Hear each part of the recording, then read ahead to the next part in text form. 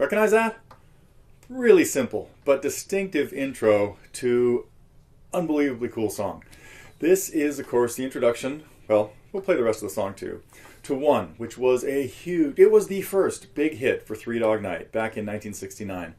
Now, it was written by Harry Nillson, who wrote a lot of great tunes, but his version was not quite as cool and didn't really go on to launch his career. But now he wrote it because he was waiting on the phone and he kept hearing this busy signal, beep, beep, beep, beep, and that became the opening to his song. Well, Three Dog Night, this was done on the piano. Now, it's very simple. It's an F minor chord. Now, I'm capoed at the 3rd fret, thinking in D minor.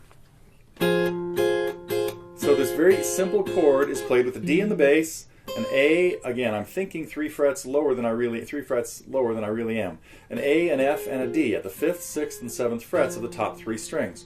A formation of a chord out of the A family of chords. Now, disregarding the capo, I would be at the 8th fret.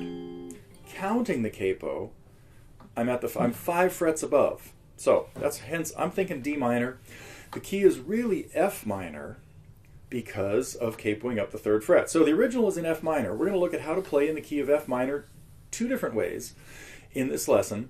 One will be capoed at the 3rd fret, thinking in D minor, and one will be capoed at the 1st fret, thinking in E minor. I'll get back to that in a little bit. Now, the song, short song, only a couple of parts, very simple. This lesson is going to range from level 3 to level 7 because what we're going to do is take a look at, later on, pretty much doing exactly what the piano did. The singing would start here.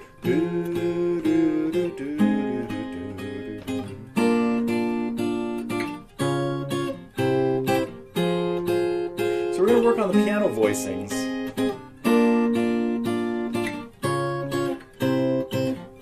And we're going to hear some higher parts in there. Later on we're going to hear this.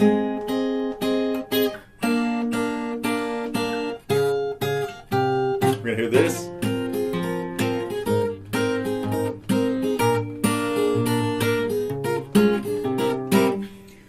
Which brings in kind of a little guitar fill lick that happens in there.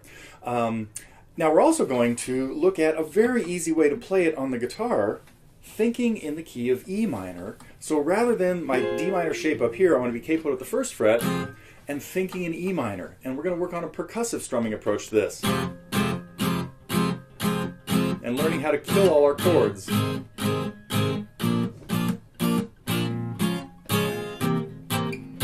So that will be the level 3 version of the song. And then the piano one will probably be our level 7 one.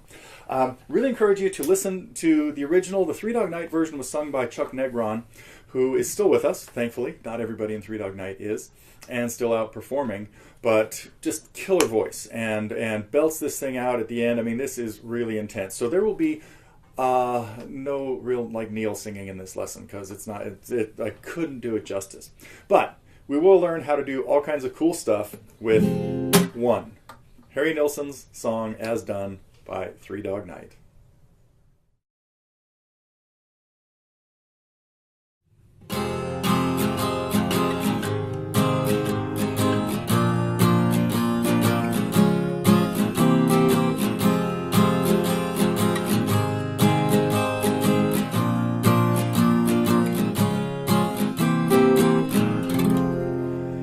There we have the absolute easiest way to play this song. This would be what I would call a campfire version of One.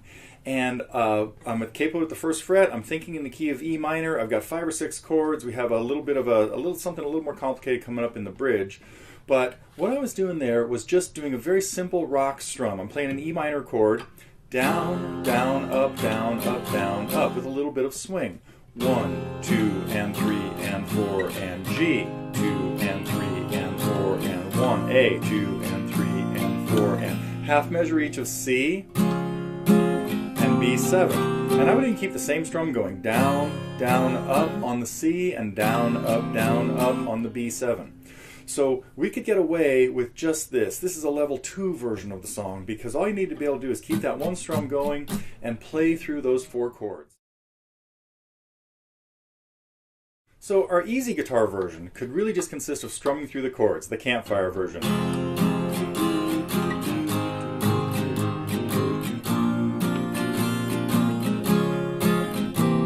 when it gets into the bridge, I'll just do the last one more time through these chords. Play a little run, E, B, E, F sharp, G.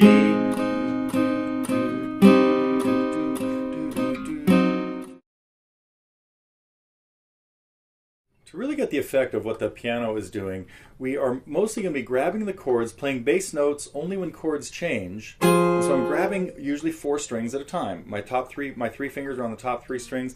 Here I'm playing, again, I'm thinking in D minor, so I've got my capo at the 3rd fret, which puts us really in F minor, and I'm starting up at the 5th fret. Now this is the absolute 8th fret, but you want to be thinking 5 frets above the capo. And so these top 3 notes are part of a D minor chord that would be part of the A family barred at the 5th. I just need the 5th string, 6th, and 7th string. And the rest of the chords are, we'll see as we take a look at the tablature what's happening there. But now the basic technique, and in this section we're just going to talk about the finger picking stuff, and the next one we'll talk about the strumming patterns. Now to get that kind of staccato effect this time, instead of doing what we did before with the chords, muting them with our left hand, what I'm doing to kill it is putting my fingers right back on the strings.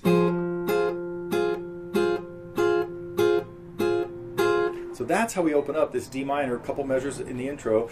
And then as we run through the chords, we're going to play the D minor here at the 5th. For the F chord, we're actually going to use a C shape, adding a high G to it, and moving it up to where it starts at the 6th fret. 6th, 7th, and 8th frets.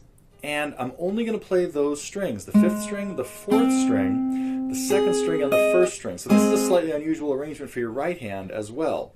But that's how we're going to play the F chord when we're doing the picking of this. And I'm going to play the bass note on the first one only, and then just the other 3 notes. So this could take some practice, getting used to your 3 fingers being here and then splitting them so that when I say split, meaning your 1st and 2nd fingers are not on adjacent strings. You've got an open 3rd string in between them. For the G chord, we're going to stay in this very same neighborhood and go to the 5th fret, the 7th, open B, and the 7th again.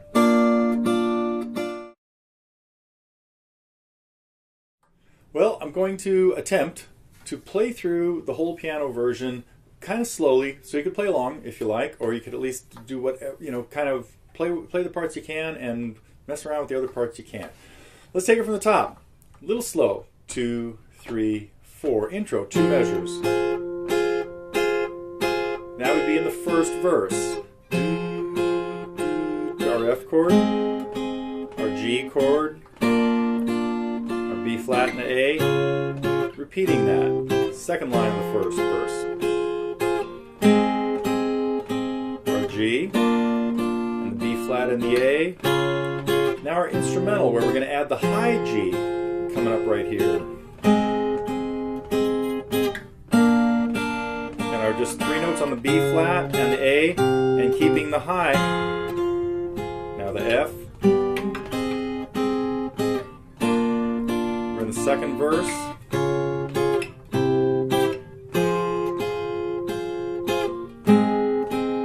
And now we're going to get into the first strumming part. And we kind of want to be mellow this.